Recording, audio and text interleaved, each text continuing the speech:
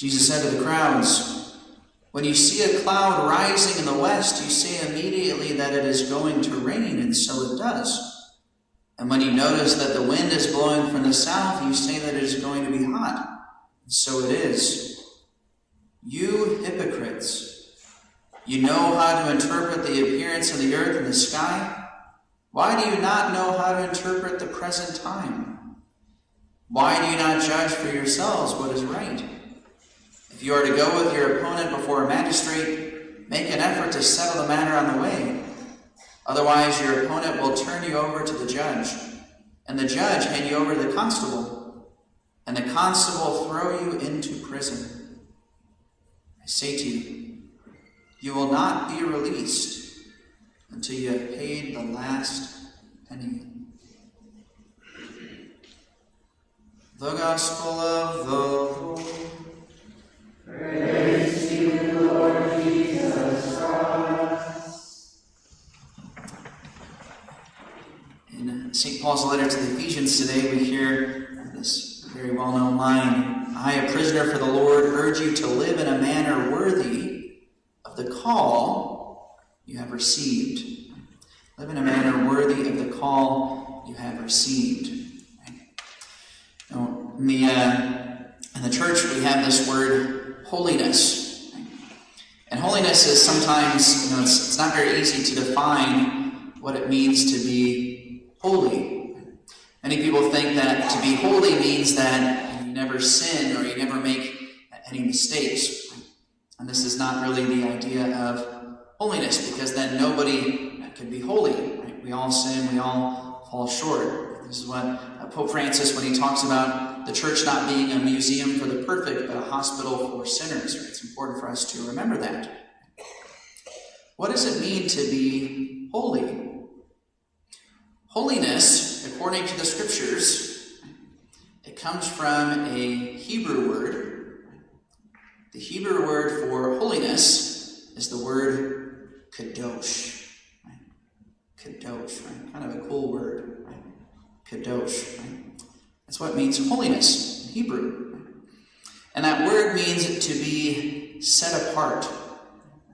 To be set apart. So like, why does God say in the Bible to keep the Sabbath holy? What does that mean? It means to make that day set apart, unlike other days. One of the sins of the Babylonians when they carried the people of Israel off into exile, one of the reasons why God eventually brought judgment down upon them is because King Nebuchadnezzar, he took the chalices from the temple, which were set apart to only be used in the temple, and he used them at dinner parties. And that's where the famous scene, you might remember from the book of Daniel, where there's the hand who starts writing on the wall, the judgment that is going to come down upon Babylon. It's because they were using the chalices meant for the temple. Holiness is the opposite of what is profane.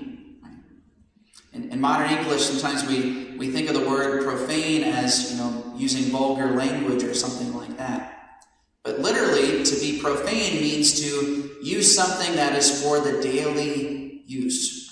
Profanum, right? For the day.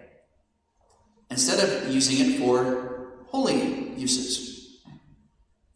You might have cups and bowls that you use on a regular basis to eat and drink. They are profane utensils.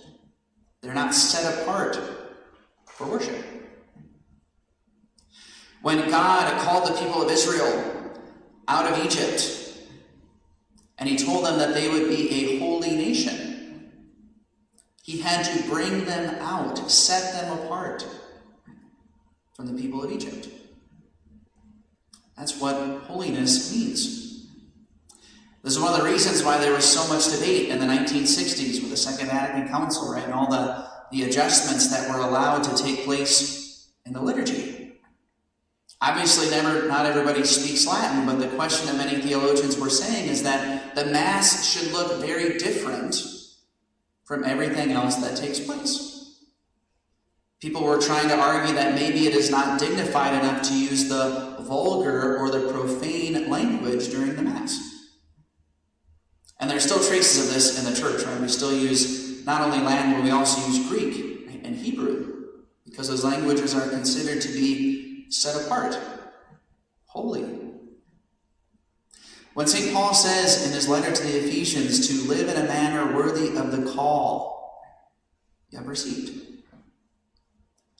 he's saying to live a life of holiness. And what does that mean? Again, it doesn't mean perfection. It means that you are living a life that is set apart.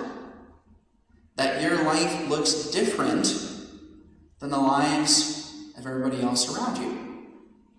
It's clear when somebody observes your schedule, for example, your prioritizing of your time. You are living a manner set apart.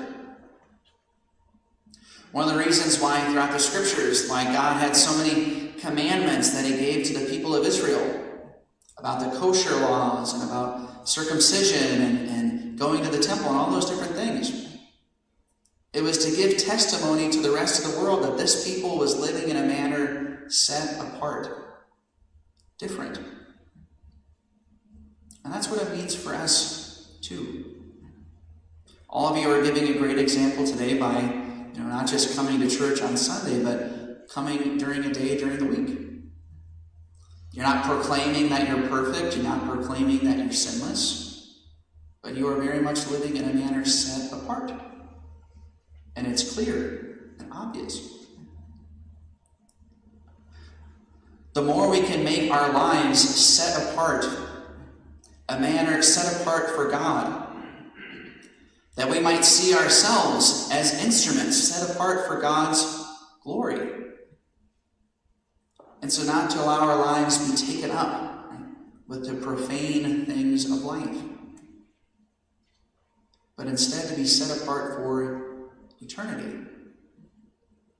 That is what it means to live in a manner worthy of the call we have received.